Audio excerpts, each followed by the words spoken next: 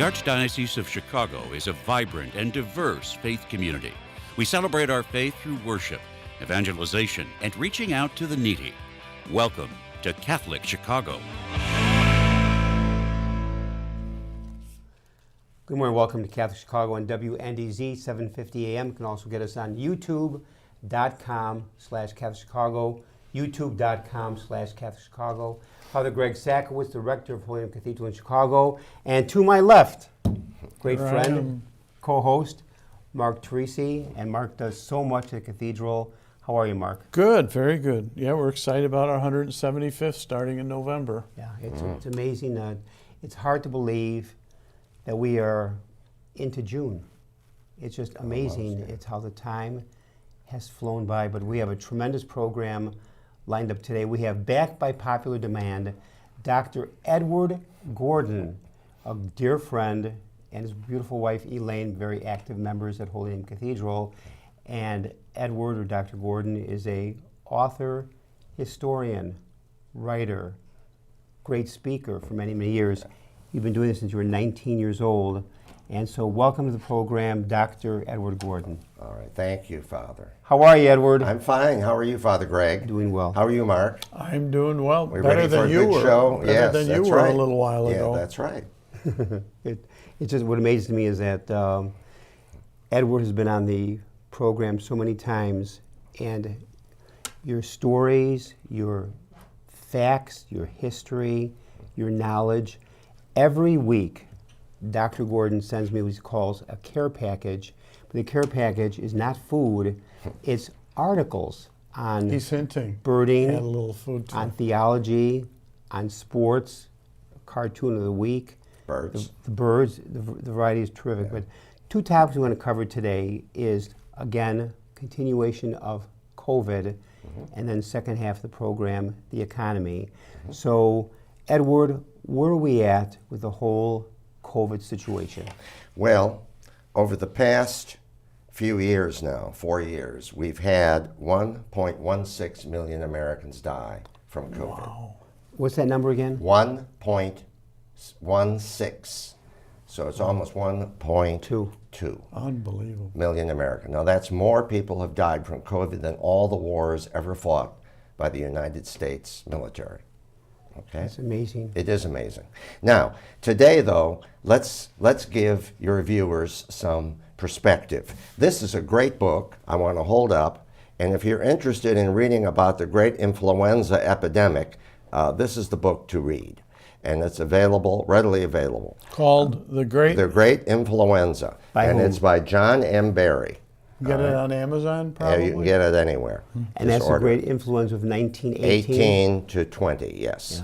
Yeah, okay. Now, it's interesting because during the Spanish flu, 17 million people died around the world. Wow. Okay? And there was a world population of about 2 billion at that particular moment. U.S. deaths were about 675,000 people in the United States died. No, wait, Edward. Are you saying to me that more people have died in the present COVID? Oh, yes. 1.16. But remember, right now, however, let's give, the population of the U.S. was 103 million people in 1918. Okay, gotcha. All right, so about 0.64% of the population died from COVID. All right. Now, today, the world population is 7.85 billion. Wow. And the world, the number of deaths from COVID were 7 million deaths. And the influenza in the whole had world. 17 million? Yes. So actually 10 more million people died in the great influenza. Because than there the were no present COVID. vaccines. There were no Correct. vaccines. Gotcha. All right, now U.S. deaths, we have 342 million people in America. We saw, as I just told you, almost 1.2 million died. All right? Now, but the interesting part is, in 1918, about 4% of the deaths worldwide were American. All right?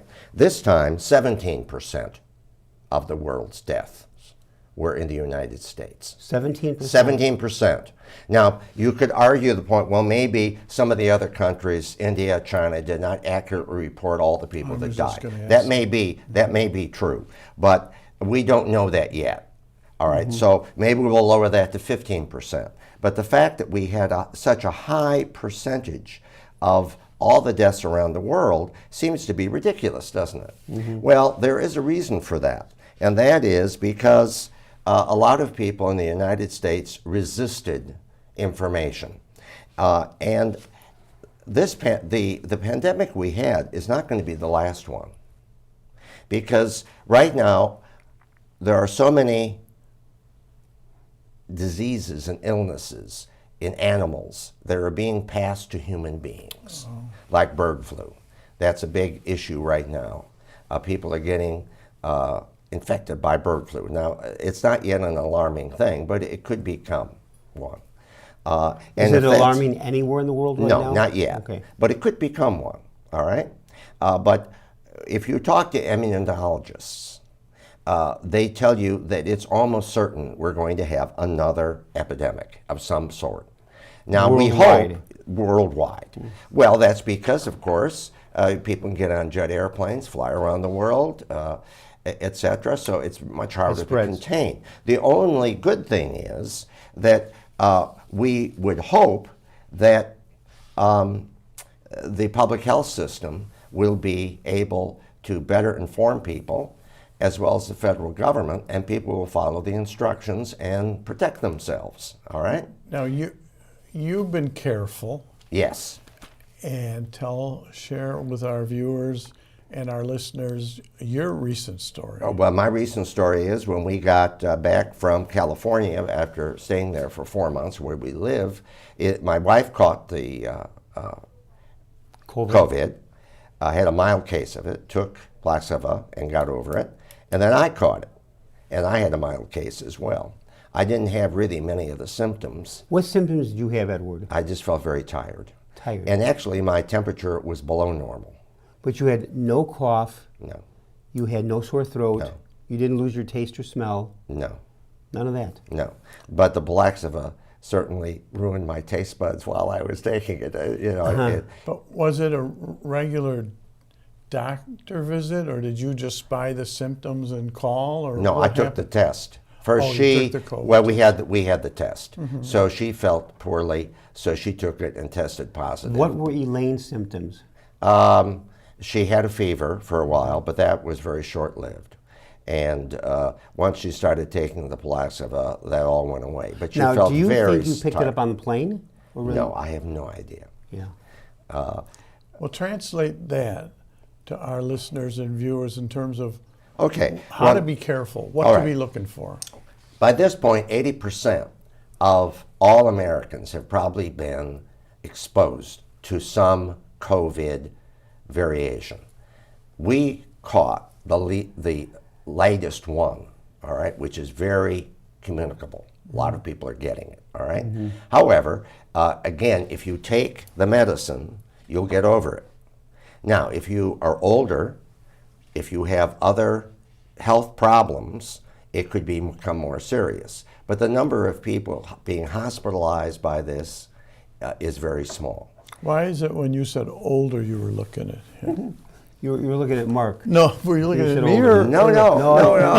Mark was looking directly at you. No. Yeah. It's just that, one of the reasons this is happening is because people are still listening to social media. Now, you mentioned the care package I send you. That how many sources of information is included in that care package? Is it coming all from one source? No, it's coming from many sources. Right, some of them are, we call a liberal publication, some a conservative publication, some are just sort of somewhere in the middle. There's foreign, there's US, etc. The key is evidence, facts, all right? If I tell your viewers that a huge epidemic has broken out in Florida and they should all run away, well, where are the facts behind that? Is it because I'm credible and I wear a nice tie and suit and you're going to believe me? Everything I say at Gordon is right. Don't buy it. Check it. But it takes time to do. Okay, now the question I have is, you raised a great point. Why are millions and millions of people buying into fake news? I'm so happy you asked me that question. Today there was a very interesting article in the New York Times, which is a liberal publication, about how chat boxes can be programmed either with conservative news information or liberal news information. So on the same topic, they'll spew disinformation, all right? Now this is today, but let's take a look at a survey that was published by the American Medical Association. The Marburg virus is baked into the COVID shots and will activate by 4 1-minute pulse waves of 15 SG towers throughout the country. The government has been planning this for years and will be released in October 2023. So inside the COVID virus is now a device where they can control your thoughts. Wow. Now that is ridiculous, but that is something that 1.6 million people watched, all right? Now, And some would believe it.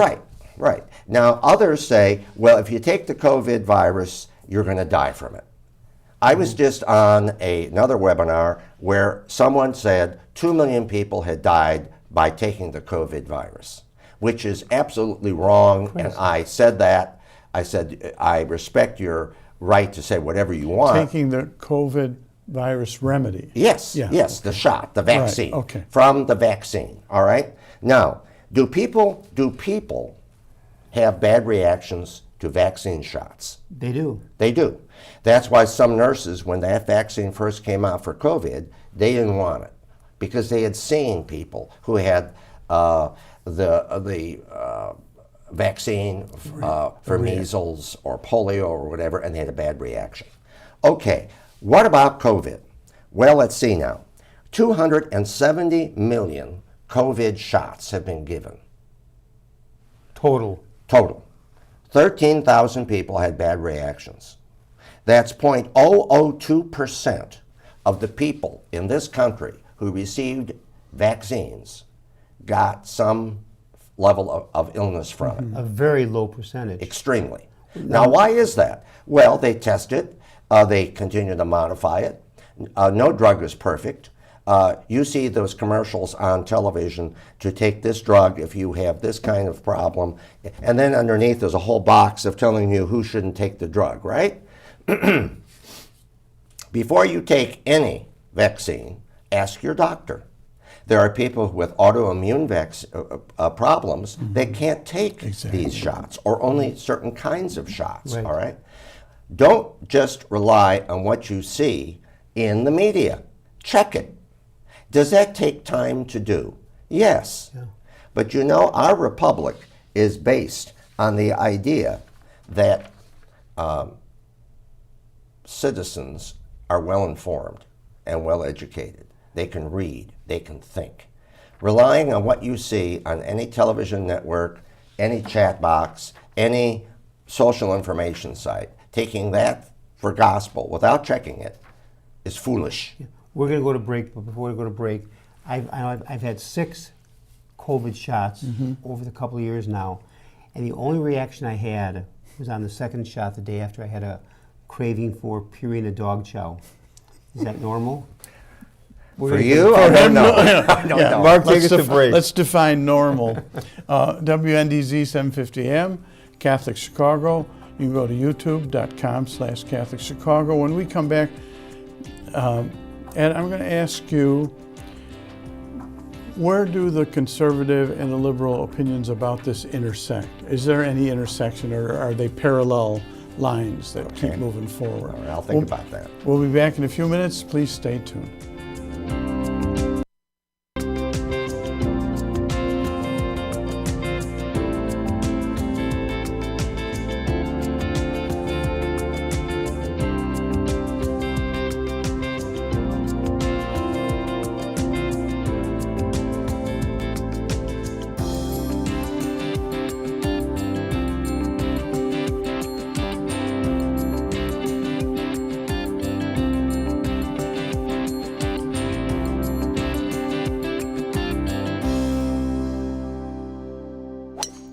Catholic Charities Golf Classic is teeing up to be a fabulous event this summer.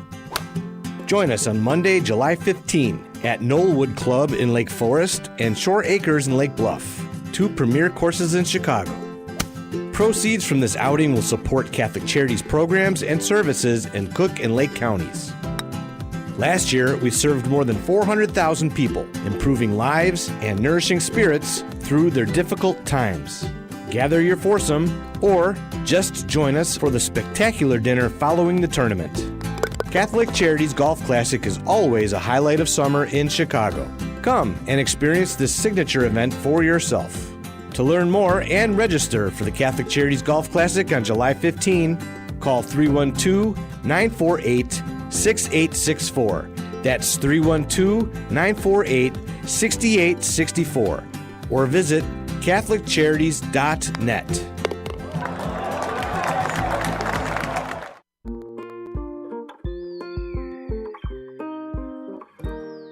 I feel special. I feel great. I got good grades. We've seen a huge surge in our kids now meeting or exceeding grade level. Come check us out. You may have never thought we were an option before. Our school communities provide students with academic excellence and character education in a supportive and stable learning environment. Come see for yourself. Visit archchicago.org/findaschool.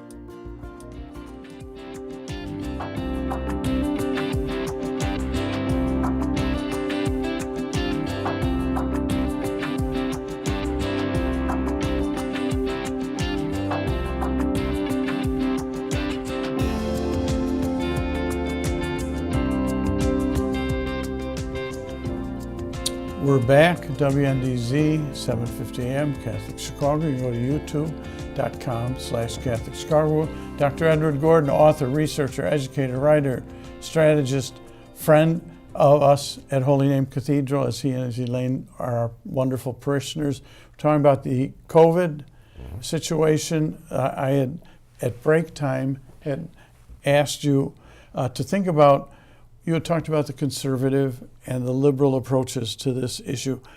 Do they intersect anywhere where they agree on something? Well, it depends on the time. When President Trump brought out the fast track of coming up with a shot, that was very important. And there was a point where he was standing before an audience of his supporters, and he mentioned that, and they booed him. Oh. Now, the reason they booed him is because there are people who want less federal control. They want more state control. They want less federal control. They're into local issues, and they don't want the federal government telling them what to do. So when COVID started, you remember, they were having us spray all the packages that we bought at the store. Right. When then they determined, because COVID was a brand new virus that we really didn't know about, that it was airborne rather than, so they stopped that. Initially they said, well, don't wear a mask. Then they found out it was airborne and they started telling people to wear masks, all right? This also occurred during the 1918, but then the chief difference then was that we were fighting World War I, and they didn't want people to not support the government and or move away from their support of the war. So they tended to downplay the impact of this. Because remember, this started, we believe, in Kansas in a military base. Right. But they called it the Spanish flu, not the Kansas flu, because they didn't want people, they wanted people to support the Allies. And Spain was not involved in the war. And not leave Kansas. Oh, that's right. Well, Edward, I have a question. That is, 4 years ago, right now, yes. everything was shut down between like March 15th, around June 15th, 2020. Churches, restaurants, Right. parks, schools, you name it, it was closed down. We were literally at home in many situations. Right. And that summer, it slowly opened up, Right. but really not too much. It was still this kind of a shutdown mode. Now here we are, approaching summer of 2024. Where are we at with people mentality with COVID? Are they sick of it? Are they tired of it? Oh, Are yeah. they saying that yes. it's over? Yes, they say it's over. They say it's over. And they're But confused. it's not over. And they're confused. With different kinds of viruses, they seem to affect different age groups. Now, we know now that with COVID-19 and that first strain, which was very deadly, the strain I caught was not, all right, the recent one, but it seems to be spreading, all right. The major problem was with people over the age of 65, people that had other immune compromised conditions, diabetes, overweight, Parkinson's, etc. The majority of the people that died from it were in that group. However, we had some 40, 50-year-olds die, and we had a few children, but we didn't know. Now, the children, we found out, obviously were not a primary target, but they were great spreaders. So children could infect older adults very readily, the grandparents, let's say, all right? But we found that out after we did the research on it. So initially, shutting it all down was economically a disaster for the country. And then we gradually opened it up. We hope the next time this occurs, we'll be able to better tell you, well, who is at the greatest risk, who isn't at the greatest risk. And we won't shut down schools like we did before, all right? Of course, now some people, and we're going to get into this when we get into the second half of today's program about the economy. Some people will say, well, shutting the schools down caused the schools to collapse, and that's why all the test scores are terrible with kids. No, the test scores were terrible before COVID. They just got worse. Right. And now it's harder. It's even harder. Our education system is really hurting very badly right now. We'll talk about that later. So the key, again, is that when a new disease occurs, such as when I was a child, polio, people are frightened. They don't know what's happening. And we have to have credible government sources. It's no use. People have been threatening people in public health. It's very hard now to get public health people into those jobs. It wasn't the public health officials that we should be worried about. It's the fact of how fast we can get accurate information to the public and whether the public will follow that information. In other countries, they did. And that's one reason why when we started today's program, I talked about the huge numbers of Americans. 17% of the COVID deaths worldwide were in the United States, the most advanced technological society, one of the freest societies in the world. That's ridiculous. Well, here's another example. Here's another piece of propaganda that said that the Moderna and Pfizer vaccines are no longer authorized for use in the United States. Wow. Well, the truth was that the reason they didn't authorize them is because the vaccine had changed and now they brought out a new vaccine. All right? More potent. Well, for that variant. Yeah. Because you have all these different, I've had 7 shots since this started. All right? Now, I caught it. But I didn't end up in the hospital on a ventilator, did I? I didn't even have a high temperature. I didn't have a sore throat. I didn't have severe body aches. I felt like I do after I do these programs. It was a total wreck. I was so tired out after expounding. But no, I was very tired, all right? So I rested. Will there be a new vaccine coming out come fall? Yes. Okay, and you recommend our listeners to get it? Yes, unless I just had COVID, so you have to wait a few months to take the next vaccine, all right? But I know people who have caught COVID 2 or 3 times. They didn't die. So All right. this is a long process. We started how many years ago Back in March of 20. Yes. to now? So you and Elaine, has your life changed? Are there patterns in your life that you've changed because of COVID? Yes, we don't see as many movies anymore because the movie theater just closed, and now they're just filled with teenage movies. Oh. And that really hurt the, well, it's true. Yeah. It really, and many restaurants collapsed. You didn't see Barbie? Oh, yeah, I saw Barbie. My wife wanted to see Barbie. Okay. Anyway, That's pretty putting funny. that aside, Oh, yes. we've seen a lot of other good movies, but we have a large home library of movies that So- we watch. So we're not. So that's one of the behaviors. You don't. Part of it's the movies, but part of it that could be a spreader Well, place. Right, but when we went to see movies, there were hardly anybody there. You realize, when you think back 4 years ago, when, like in baseball, it was closed for a while, and then even with outdoor stadiums, people had to sit like separate aisles. You couldn't even sit next to each other Yes. at Sox Park, at Wrigley Right. Field, but separated. Maximum capacity was like 5,000 or 7,000 in all these stadiums. Right. It's unbelievable what we went through. Any closing remarks for our listeners? Golf profited because everyone Yeah. was outside, and so Isolated. golf, Yeah. golf was in decline. Now it picked up again. It picked up. As we in the last minute of this half of the program, Edward, any closing thoughts Two about things. COVID? Go ahead, Yes, two David. things. First, don't rely upon one news source for information on COVID or anything else. How you should vote in the election next November, how you should vote for anyone, how you make your decisions. Take the time to be informed. Get the facts. Check them. If they don't correlate, don't believe it. And keep digging until you find it. It's going to improve your life.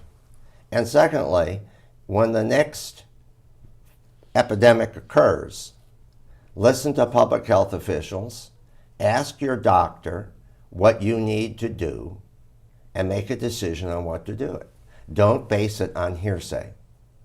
Can I add one other thing which you had mentioned earlier? Yes. It may have been implied, but you've had some symptoms. Call your doctor. Yes. Right. Well, I Because- took the COVID test. And see, that's something else we didn't have Right. when Right. it first came out. And keep it in your The home. home kit, yeah. Yeah, I mean, I remember when it first came out, I lived downtown here and I walked to Michigan Avenue to go to the food store. There was no buses, no cars, no Yeah, people. you're right. It was like a science fiction movie. I remember it was about noon Yes. on a Friday. I was like at Michigan and Pearson. Yes. I crossed against the light. There were no cars Yes. at noon. Right. It was on a Thursday or Friday. Yeah. Not one car on Michigan Avenue. I walked across the street, even though it says do not walk. There were no cars There were around. no cars. Mark, take us to break. Okay, WNDZ, 750 AM, Catholic Chicago. You go to youtube.com/Catholic Chicago. When we come back with Dr. Edward Gordon, who is an author, researcher, educator, writer, strategist, and a good friend, we're going to be talking about the state of our economy, how he sees it from the many, many, many resources that he references in building his opinions. We'll be back in a few minutes. Please stay tuned.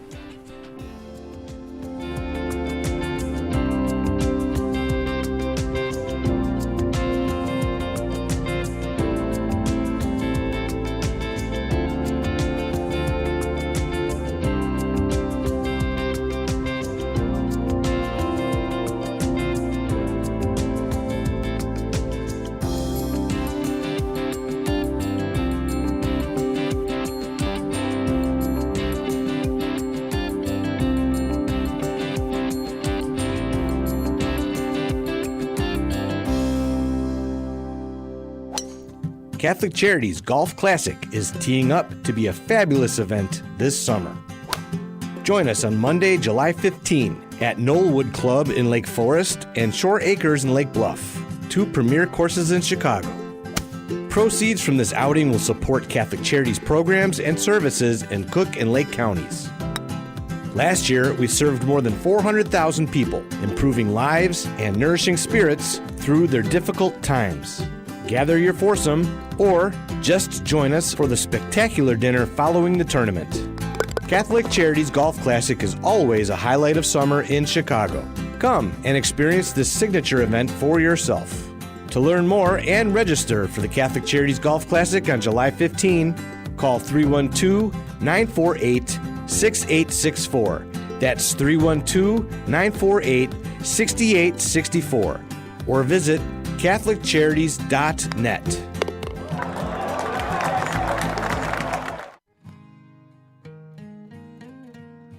I am a seminarian. The church needs compassionate and well-trained priests to help guide each of us through life. What inspires me, what draws me always to the priesthood is continue to see priests be a beacon of hope for other people. You can play a part in the education of these young men as they prepare for a life of service to others. I want to be that beacon of hope too, and it sets my heart on fire. To support our seminarians, make your gift at archchicago.org/seminarian fund or call 312-534-7959. The cemetery ministry is a core ministry of our Catholic faith tied to the corporal works of mercy. It's comforting to know that our Catholic cemeteries are caring for the remains of our loved ones awaiting the resurrection. There are 44 Archdiocese of Chicago Catholic cemeteries willing to help you in your time of loss. Call 708-449-6100 or visit CatholicCemeteriesChicago.org. Catholic Cemeteries, serving the Catholic community since 1837. You're listening to Catholic Chicago. Ahead, the Archdiocese of Chicago brings you programs about the people, events, and issues that touch our lives. Thanks for letting us be part of your morning. Now again, Catholic Chicago.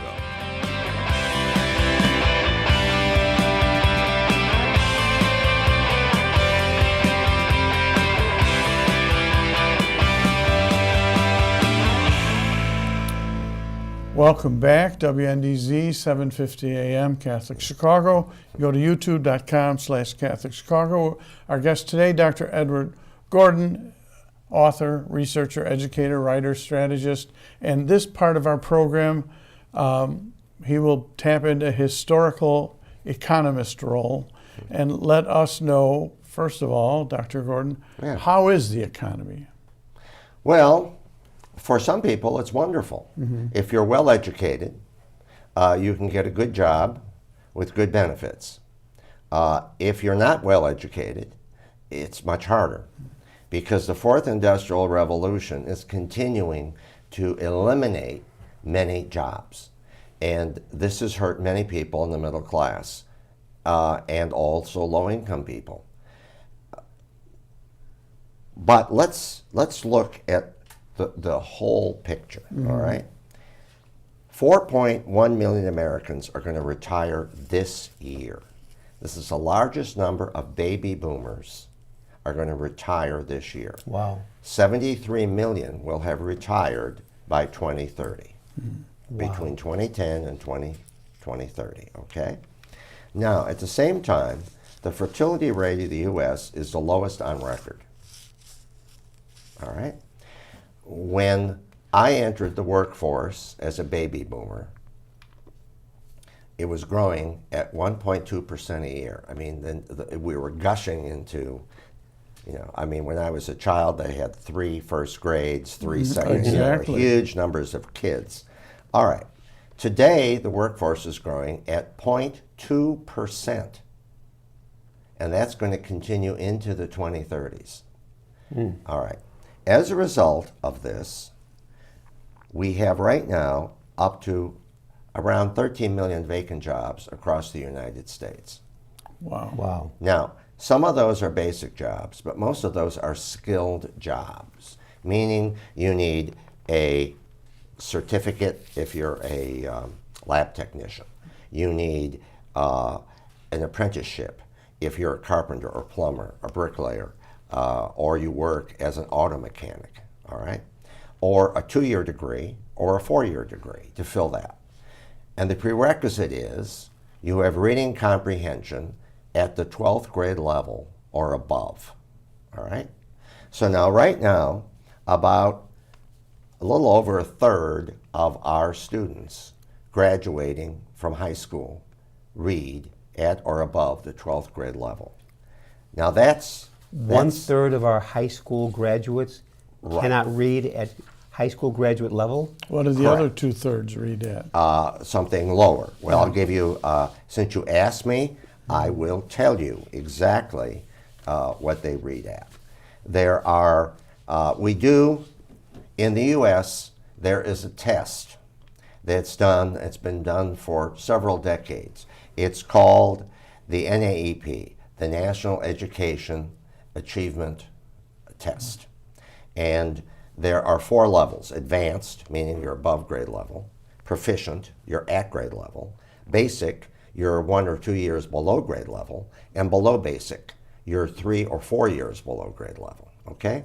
Some of the latest data shows that 4% of our high school graduates are advanced. Now, I want to emphasize something to all of you. This includes public school children, private school children, Catholic school children. This includes city, suburban, rural. This is everybody. Okay. This is a sample. So 4% are above grade level. 27% are at grade level. 35% are a year or 2 below grade level. And 38% are 3 to 4 years below grade level. Wow. That's scary. Right. Now, I want to make the point to you that when I graduated from Marist High School in 1967, 1/3 of those kids were proficient or advanced. That was true in 1967. Now let's think of the job market in 1970, we'll call it, all right? In 1970, there were plenty of low-skill jobs that paid pretty good wages, all right? And then Bill Gates had to screw it all up by getting that damn PC, and it moved from the big computer centers, and the little PCs spread across the whole country. Now I'm exaggerating, but they were in factories, they were in offices, they were in production facilities, hospitals, they're all over. You take your car in to be serviced, that technician plugs it into a computer, looks at the different screens, manuals. He has to read, or she has to read at the 16th grade level of reading comprehension in order to understand the information, process the information, and use combinational logic to fix your car, even though it's computerized. So seriously, my car is in right now for the 3rd time because I don't think those people know how to read. Okay. So now we have a problem. All right. So what are we going to do about this? Some communities across the United States, this is the education to employment system, elementary, high school, and then training in business, all right? Some communities have set up programs. Here in Chicago, we have Skills for Chicagoland's Future, all right? And this is an effort to basically improve people's skills by training them, and some of that's subsidized by the government, some of it is paid for by private enterprise, all right? It helps people who are unemployed get jobs, all right? That's good. And then there are other programs like this to upgrade the skills of elementary and high school kids, not lower standards, but raise standards. Right now, there's a great deal of effort, in my opinion, to lower standards. All right? And where does that take us? Well, the idea is that Chatbox and that other artificial intelligence programs in elementary and high schools will help children learn more. And the research shows that if we rely too heavily on this, as we did during COVID when all these kids were home, these are tools, but they do not replace the ability to have a student develop their memory skills. Edward, let me say this. It's fascinating in this half of the program so far, in the 10 minutes, that, how should I say it? There seems to be like a very subtle shift in the landscape of our country regarding economy. Yes. That it's like quietly coming over us like a fog. Okay. That we are in and we don't even see it. Well, that's because this issue has something that I've studied since the 1990s. I wrote a book called Closing the Literacy Gap in American Business, and that was to teach more people in business to write and read better, all right? Then I wrote many other books, Skill Wars, trying to reskill workers in their jobs, the 2010 meltdown, talking about the fact that we were going to lose all these boomers, a third of them who were well educated, and we needed to make up for that loss. And then the latest one, Future Jobs, where I showed what communities, some communities, are trying to do basically systemically to upgrade, not just to elementary or high school or job training, but the whole thing, because we're in the fourth industrial revolution, all right? The third one was Bill Gates and that computer revolution. Now it's sped up to cyberspace, and we have all these cyber instruments that can be used, right? But, and that's true across all of these different jobs. Where does AI fit into all this? Well, AI is that cyberspace. Okay. And it's great if you have the ability to comprehend the information and material.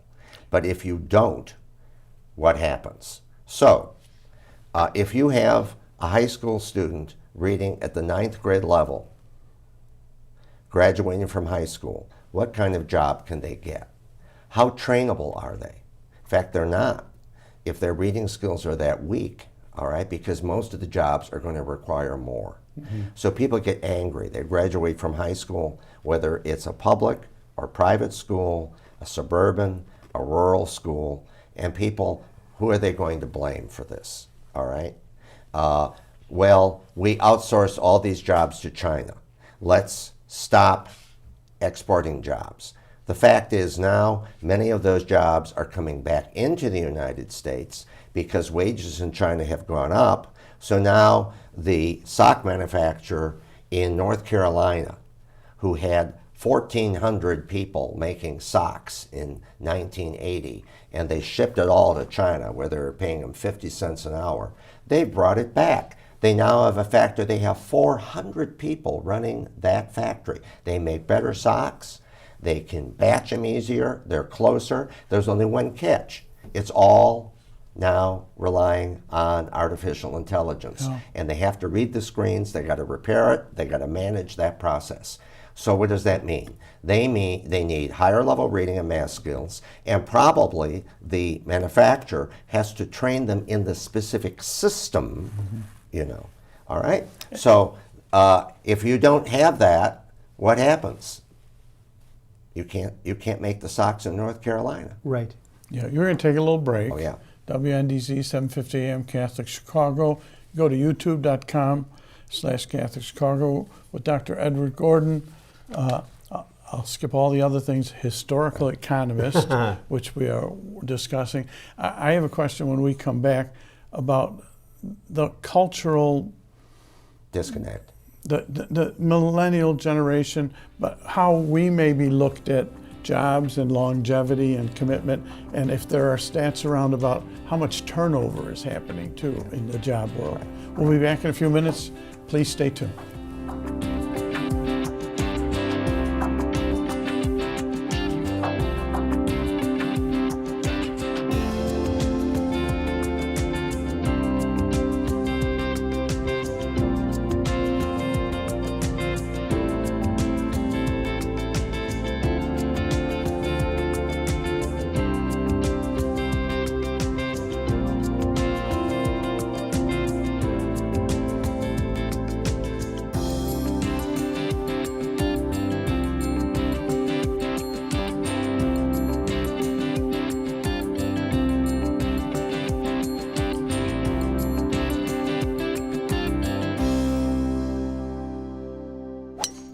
Catholic Charities Golf Classic is teeing up to be a fabulous event this summer. Join us on Monday, July 15 at Knollwood Club in Lake Forest and Shore Acres in Lake Bluff, 2 premier courses in Chicago. Proceeds from this outing will support Catholic Charities programs and services in Cook and Lake counties. Last year, we served more than 400,000 people, improving lives and nourishing spirits through their difficult times. Gather your foursome or just join us for the spectacular dinner following the tournament. Catholic Charities Golf Classic is always a highlight of summer in Chicago. Come and experience this signature event for yourself. To learn more and register for the Catholic Charities Golf Classic on July 15, call 312-948-6864. That's 312-948-6864. Or visit CatholicCharities.net.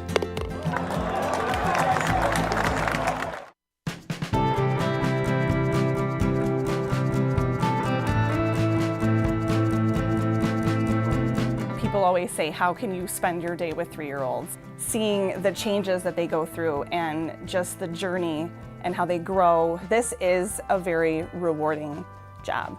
Even though at the end of the day, we're not the highest paid people on earth. And when I have a parent contact me and say, my child loves school, that to me, I'm setting that foundation for their love of learning, because really you are changing lives, you are molding lives. Shape the next generation of leaders. Teach. Apply today at artchicago.org/schooljobs. Community is core to Catholic Charities' founding mission.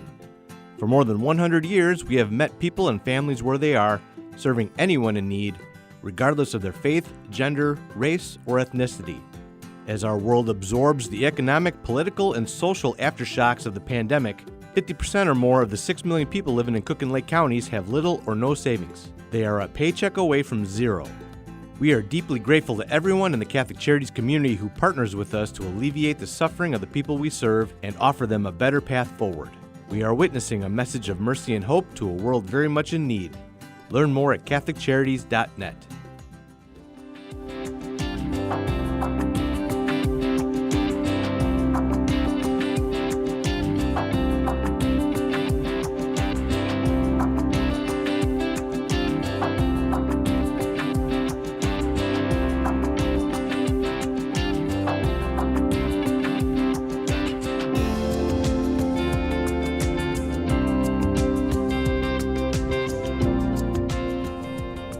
We're back at WNDZ 750 AM, Catholic Chicago.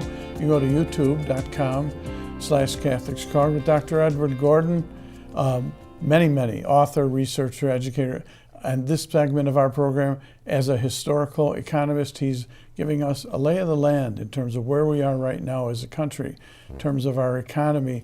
Before the break, I'd mentioned the cultural differences between maybe our generation of people as we saw work, longevity, commitment, and millennials that will, I've seen it, really shop around and see what fits technologically and practically and sometimes relationally. So where's your take on that?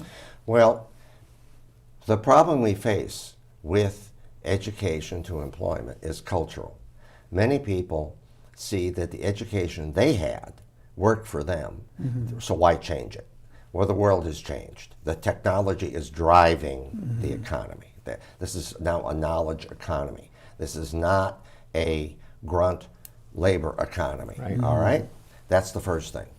Secondly, the helicopter parents maybe have tried to screen their children and prevent them from making mistakes and have intervened too much. Children need to fail at times and learn the consequences of failure. Good point. Secondly, no one has ever said that in the 21st century you need less education, less knowledge than you did in the 20th. And the truth is you need more. And if you're in any occupation where technology is a tool that you're going to use, and that's now almost all occupations, you're going to need to update your knowledge and information about that job because that job may be eliminated and you have to move the skills you have to another job. or to do it better, you're going to have to upgrade. All right? I mean, just think the two of you in your careers, when you started out as a young priest or you started out as a young executive, how much did you have to learn throughout your career to continue to be successful as a priest or as an executive in nonprofit? A lot. And if you had stopped and said, I don't need to learn anymore, where would you be today? Yeah. Think about it. That's a good point. All right. Continually but now, learning and upgrading. That's right. But this problem is pervasive across our economy. This is information that parents need to know, that teachers need to know, that executives or people just in any business needs to know. But it's now starting to appear all over the place. There are companies that spend a great deal of money trying to train their workers, and one of them is Boeing. Boeing builds aircraft. We all know about it. They spend millions, billions of dollars training airplane technicians to build those airplanes, all right? They're having a harder and harder time finding young men and women who they can enroll in their training programs. And many of those programs are in conjunction with a technical college and hands-on training within Boeing's production facilities, where they can find people that have the reading ability and what you just talked about before, some of the pride in work and willingness to give their all to make sure that the quality is there. Now, Boeing just announced they're slowing down their production in order to double check to see that the quality is there. Don't be afraid of getting in a Boeing airplane. Boeing makes good planes. Also, when you get in an aircraft, the systems are redundant. How many parts are in a Boeing airplane? Hundreds of thousands of parts.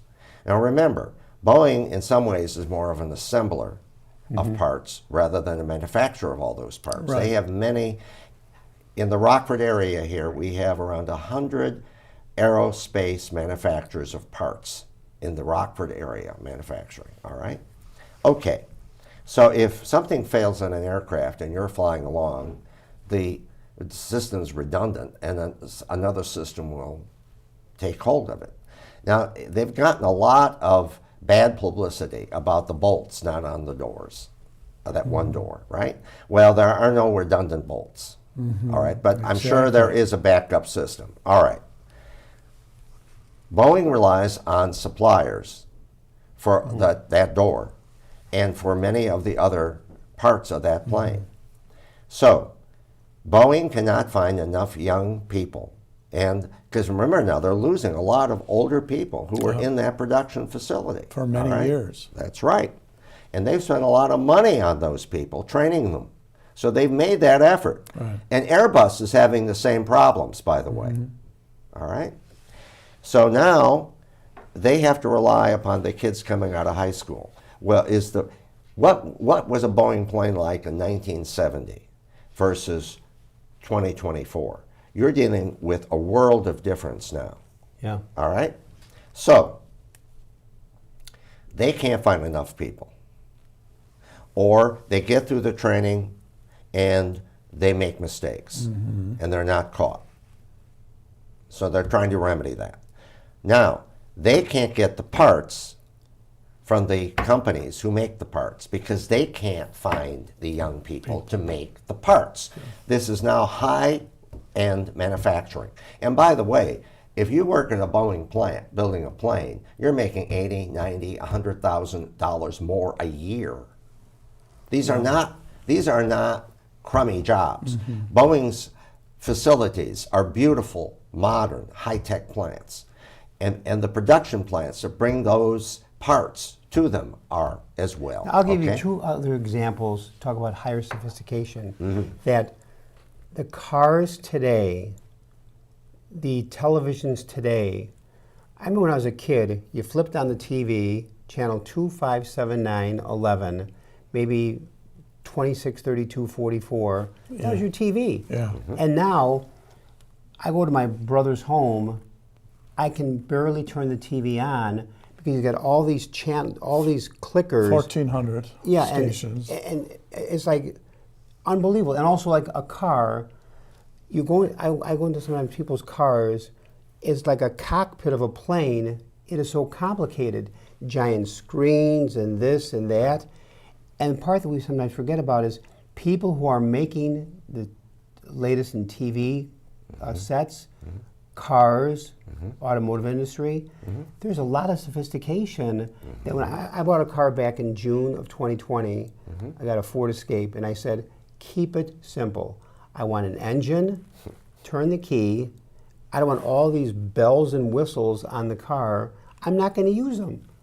So it's very but you simple. Can't get that kind of car. No, because the next generations, that's normal for them. Yeah. And in many cases now, it's so expensive to get something fixed. They just say, we'll just throw it out and buy a new one. Exactly. Well, now a new car costs $55,000, and how many people can afford that? But coming back to this, all right, so now Boeing has trouble. The parts manufacturers have a trouble. So now the airlines have to cut their schedules because they can't get the new planes. So now they got to keep the old planes flying. Well, guess what? They have a shortage of mechanics For the old planes. for all their planes because they have the same, 73 million people are retiring. Now, not all those are high-skilled people, right? But they're losing key people. All right, fine. Now they need the parts for the planes. They can't get the parts either. So when we talk about, well, who cares, Ed, if only a third of our high school students have reading comprehension at 12th grade? We'll muddle through, Ed. No. This is a whole system. It's systemic. It's the building of the plane, the airplane manufacturers, the technicians to build it, the mechanics to keep the planes flying, and the parts people who have the technicians to make the parts. So it's a whole ripple effect. So you fall today, I don't want you to, but you fall down and break your hip today. You go over to Northwestern. They got people in there with gunshot wounds, stabbings, car accidents, life-threatening. They put you on a cart, they give you a shot, you sit there for 7-8 hours. Why? Because Northwestern is mean. No, they're understaffed. Why are they understaffed, Ed? Well, I'll tell you why. Because how many boomers now are aging? Huge numbers. All right. So when you get older, you need more health care, don't you? And then there are the young people that are on skateboards and, all these other issues. Do we have enough doctors? No, let's see. We're short right now 500,000 doctors. We're short nurses. We're short lab technicians. We're short physical therapists. Why is this, Ed? Well, let's see. Let's take a look at our reading, math, and science programs in our elementary and high schools. They're deficient. So what you're saying is we have to bring the program to a close, believe it or not. It's a tremendous rippling effect. I hate to bring the program to a close. We could talk for another couple of hours. We'll talk about this We again. need to bring it back. And bring it back. So we want to thank in a very special way Dr. Edward Gordon. You are a marvelous guest. You are so educated and informed and humble. I want to thank you very much. Thank You're you welcome. to our co-host Mark Teresi. Special thanks to our producers, engineers, Michael May, Brian Hockey, and Brock. To our listeners, may God bless all of you and enjoy the gift of summer coming up soon.